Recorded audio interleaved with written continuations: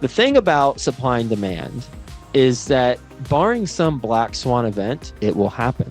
We see it. It's not a projection on, oh, will someone get elected and then will the winds blow in our favor, or some sort of up to chance mechanism. You have to get a permit to build, and those permits are public information. And so you can see how many permits are being applied for and how many are being received, and what is the pipeline of new construction. You can see it.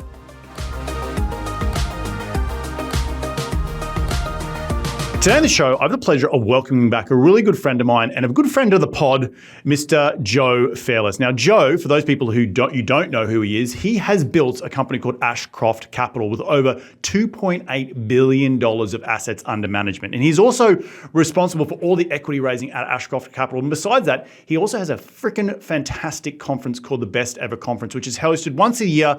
I believe it's still in Utah, and it comes up sort of roughly around the springtime, early spring, late winter. So if you have never been, definitely check that out. And he's just an all-round good bloke. You know, I've known him for, well over a decade now, and been done a bunch of deals with him in the past, and he's just a thought leader and a great guy, down to earth.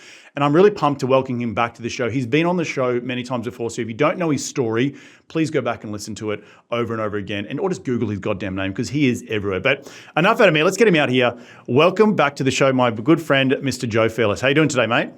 Hey, doing well. Looking forward to our conversation, Reed. We had you on the show, and I'm not going to go into the background. Everyone knows who you are, and if they don't know, go listen to those former episodes. But we had you on the show probably 6 or 7 months ago, and we're talking a little bit about the shift in where things have happened in the last, call it 10 years, right? And if we take a step back, you and I first met each other, I think back in 2013, or back when things changed, maybe early, right? And when you think about what changed back then, and probably what we have both experienced, is the Jobs Act change, right? And people could then invest directly into people's deals, and that helped spur the syndication space and all that good stuff. We've had a really fantastic run, but we've now seen a very, very historical shift in interest rates, which has caused, let's call it, pain in the market, right?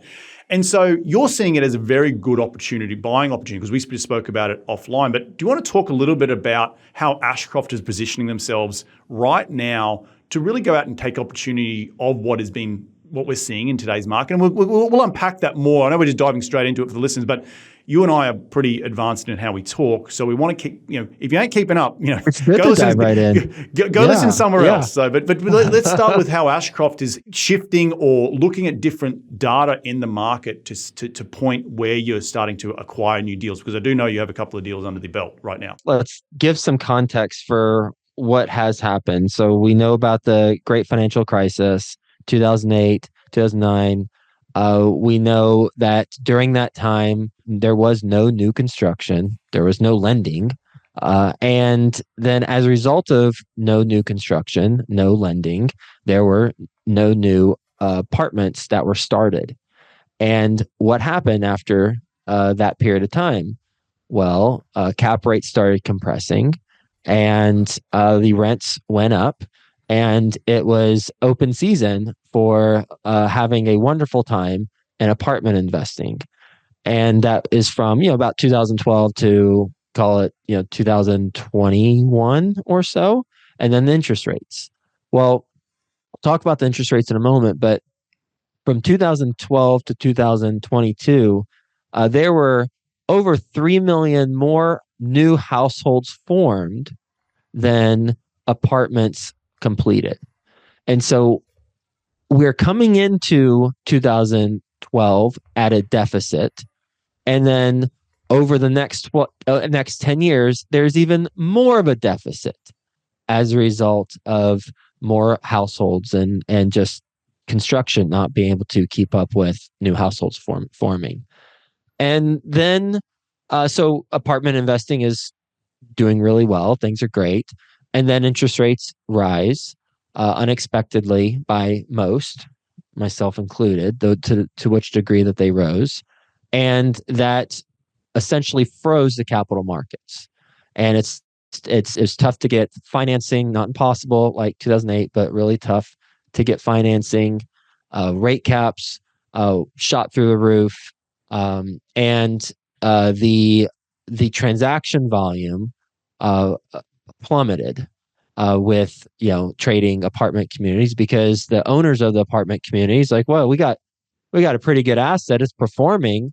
We have a capital markets problem, some of them, but we can try and solve that because we see the writing on the wall. We see what's coming.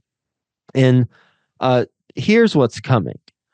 We are about to experience, barring some black swan event, we are about to experience a severe undersupply of apartments starting in about 12 months. Right now, if you read most publications, you'll read something to the effect of tons of apartments are being brought into the market, are being completed, tons of them. And let's quantify that. Through the first half of this year, there are 284,000 apartments that were completed. First half of this year, 284,000. So what does that mean? Give me some context here. So for context, since 2000, the year 2000, the average for the full calendar year for completed apartments is 217,000.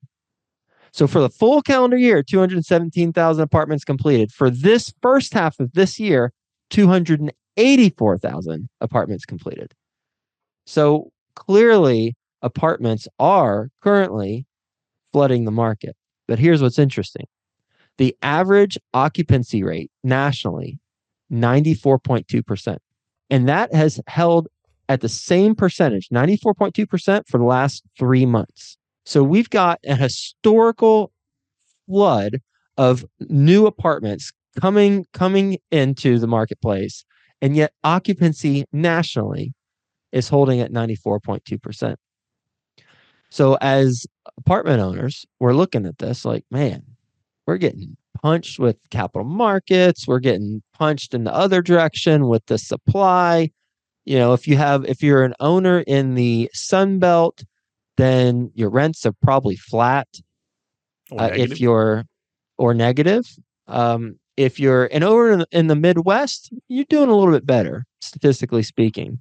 Midwest is getting more rent growth, but the Sun Belt is still getting the population growth, much more than any other area of the U.S. So we see this, like, okay, we're getting two haymakers right now coming at us, and we're absorbing. And what happens whenever those haymakers stop? What happens when the new supply stops flooding the market and you have the demand that you have now, but now you have less supply? Because here's what's taking place. The starts compared to the completed units, there's more completed units than starts this year. There's actually 60,000 more completed units than starts this year to date. That is the biggest difference since the 1970s. There's 59,200 more completed apartments than starts this year. And so you're about to see it just fall off a cliff, starting in about 12 months, because the new supply will continue to be leased up, but there will be a major undersupply of apartments because the high interest rates, the same thing that is hurting the operators right now, is going to exponentially help the operators starting in about 12 months. Because talk to a developer. I know you have an engineering background. You got a lot of developer buddies, I'm sure. Talk to a developer. What are they developing right now? Very rarely will you find that a developer's seeing that an apartment community is penciling. And so that's why I'm really, I wanted to share this message about the macro level trend. Obviously, it depends on what's happening in the market, in the submarket, within 5 miles of the property. But this macro level trend is happening, and then we can do with it what we want. It's interesting to talk about that because I think it is, as they talk about, real estate is so local, and we've got deals, and I know you've got deals all over the place. And I'm sure if you look at you pick any random deal, I'm sure it's going to have its bumps and warts and all that sort of good stuff, right? And part of the other equation is absorption, right? So do you have any data around absorption as you talk about the 200 and I just wrote it down, where was it? 284,000 units that have been delivered. One, how is the absorption going of those 284,000? Are we on track? And you may not know the data to that, but that's been a big concern for a lot of people that as they talk about new supplies, like how's it going to absorb? And from what I'm hearing from my brokers, particularly in like Phoenix and Austin, it's been scary in terms of the wave coming of those new supply, but it actually has surprised to a lot of people, surprisingly kept up. The absorption has kept on pace. It hasn't been like too lopsided, like, oh, there's way too many. And like we're seeing a little bit of that, but it's not like it's been as big as everyone, the big scary monster in the closet that everyone thought it was going to be. I don't know if you've got any additional. Well, yeah, I mean, absorption is it's getting leased up, right? Like it's being absorbed. Like, yeah, people are living in it, and so the occupancy is 94.2%, and it's stayed there the last 3 months, despite all these apartments coming online. The owners, as you mentioned, when I said rents are flat or maybe negative, and you said maybe negative, yeah, the owners are, and ourselves included, where at certain properties, certain markets, we're needing to either decrease rents or offer some concessions and make sure we maintain occupancy and have a healthy operations. So, but the customer base is there. It's just a matter of they have a lot of new options right now, and then there's a trickle down effect that cascades down. So, I look at 94.2% with all these apartments and holding strong. I'm like, wow, what is going to happen when the new supply stops? When we go back to the 2024 now, the 24-year average. What do we with 200, or I guess it'd be 23-year average because this year it's 284. The 23-year average is 217,000 apartments for a full calendar year. What's going to happen? Add to what you mentioned earlier, the lack of inventory that's hit the market because everyone's sort of been waiting. It's been this sort of perfect storm of new supply, cheap money, interest rates skyrocketed. Oh my gosh, everyone's panicking. Everyone's out of the pool. What the hell's happening? No one's transacting. So now let's bring it full circle. And with all that data and knowledge that you've got, how have you been looking at the market and what have you been assessing, given that there's been so much less transaction volume? And I will say, spoiler alert, the last 6 months, there's been a lot more transaction volume, at least I'm seeing, I'm sure you're seeing as well, Joe, than there was in probably the last 2 years prior to that, because it fell off a cliff. Like I was looking at transaction volumes, it was down like 70% across the nation in terms of multifamily last year. And it feels like this 6 months of 2024, there is a lot more activity. And I think that's got a lot more to do with a number of factors, but I want to hear what you guys are looking at and if you're seeing the transaction volume pick up in your markets that you're actively hunting in. We're seeing transaction volume pick up. We're also seeing cap rates start to decrease in Class A.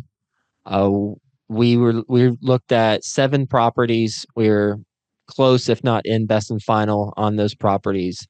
And the average cap rate that they transacted at was 4.86%. And these are nice markets, nice properties.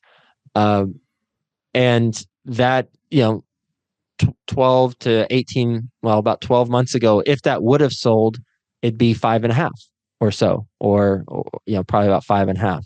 So we're already seeing the cap rates compressing on the high end product. And anecdotally, we've only purchased one or two properties in the last, call it 12 months. Yeah. And we are under contract and we'll be purchasing another property in about a month and a half. But yeah, it's pretty much, it was ground to a halt for a while because of what we talked about earlier. The sellers, the owners, like, well, all right, I see the light at the end of the tunnel, and the buyer's like, wait a second, no, where's my big discounted deal? I want it. Like, I want it right now. Like, what's going on? And it just hasn't happened because of the different strategies that the operators have used to make sure that they can extend out to a better time. Because the thing about supply and demand is that barring some black swan event, it will happen. We see it. It's not a projection on, oh, will the someone get elected and then will the winds blow in our favor, or you know some sort of up to chance mechanism. You have to get a permit to build, and those permits are public information.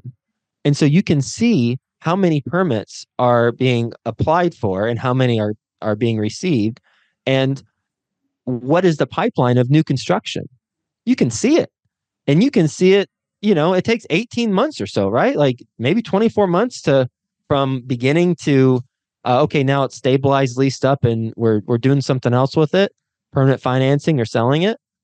So this is something. It's beautiful. You can see 18 months in the future of what will take place, barring some weird event.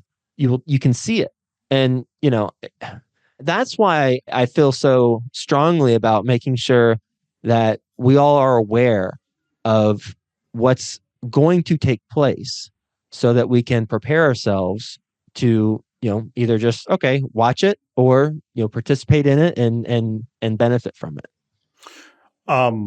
I will say anecdotally, I've toured probably 10 properties in the last 2 months, and all in Central Texas. Well, not all in Central Texas. There've been some in Atlanta, some in Central Texas, some in Phoenix. And these sort of existing 80s vintage, 90s vintage product in good school districts, they're going to trade at or below the debt of what the person bought it for 2 or 3 years ago. I don't want to say that I don't wish that upon anyone, right? And with the higher interest rates, there is come distress. I personally believe we are at the bottom of the market right now, and there's a great generational buying opportunity to be had. And I want to hear about your new deal that you've come across in Orlando. But just from my anecdotal experience, like there is complete equity wipeout across multiple deals, and you don't get to see that on CoStar yet. You don't get to see that in the headlines. You get to see that by kicking the tires and getting on site and talking to the brokers. What's happening with this story? Tell me the story about this deal. And that is where you get the real data, and why it's important to continue to underwrite, not put your pencils down, but also to continue to get out there and kick the tires and kick the babies, because that's how you're going to find out that real data in real time. And there are some great buying opportunities right now, and if you got your eyes open. So what I'm trying to get is keep those eyes open, because I think it's going to be an incredible buying opportunity in the next 6 to 18 months, and just keep your eyes open. So Joe, I know you've got a current deal right now. How did that come about? You don't have to give us the name of it, or you don't have to. If there's any distress, you don't have to disclose it if you want to. But you're starting to be active again. So how did that come about? Why do you like it? What sort of cap rates are you buying it at? Is there any value reduction that it's happened over the last couple of years because of interest rates expanding? Give us a sort of the shortened story of it. We talked about supply and demand, and we talked about, as I'm an LP on 123 deals right now. Wow. And so I think about it from a GP and LP standpoint. So as an LP, I think about, okay, I hear the supply demand, that there's supply is going to be, there's going to be underserved amount of apartments. I want to make sure I'm investing in something that is a microcosm of that macro level insight. And so with this deal in particular, the absorption is projected to outpace supply by 20.5% over the next 5 years. Wow. And so we're in a submarket that is a microcosm of what will likely take place. This deal, 2021 construction, 5.5 cap, beautiful property. The tenants on average make $115,000. 5 minutes from Disney, and the seller is selling because they have a loan that's maturing, and they either need to do something with it. Are they going to do a capital call where they need to pay down the loan a little bit and refinance, or do they want to do pref equity, or do they just sell? And return whatever what they can return. And so that's what they're choosing to do. And we know the sellers.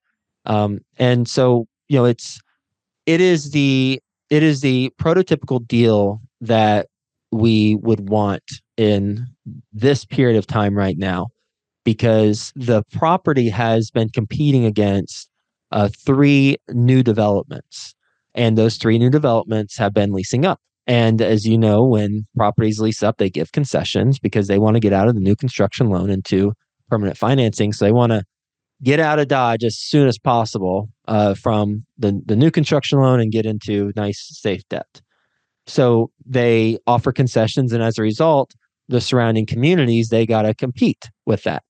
And it's tough to compete with a brand new development. Even in this case, it was 2021 construction ours that we're buying, but still you've got a shiny new object.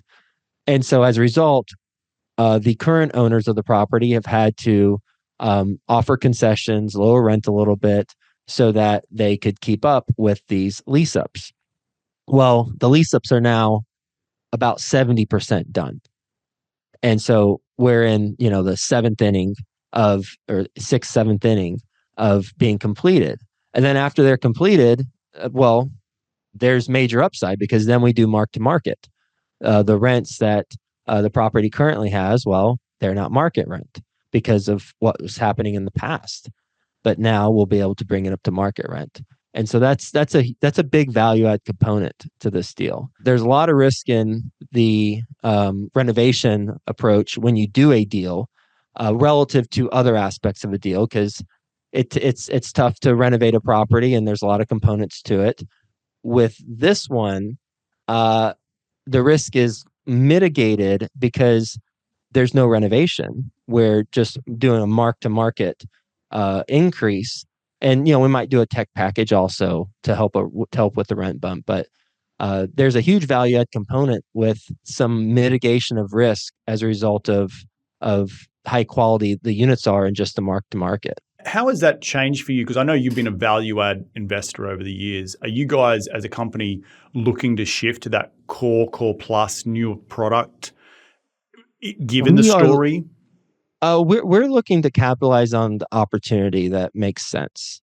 And if we can get a value add deal that's 2021 construction at a 5.5 cap in an A+ school district, that's what we'll do. Yeah, right. That's what we'll do. Yeah. And if we can, separately, if we find a 2000 or 1990 vintage and it's in a really good school district, and we can renovate 100% of the units, that's what we'll do too. Yep. Well, Joe, look, I know I don't want to keep you forever, but what's your 12-month look ahead in your crystal ball? I know you mentioned, the supply and the upcoming cliff.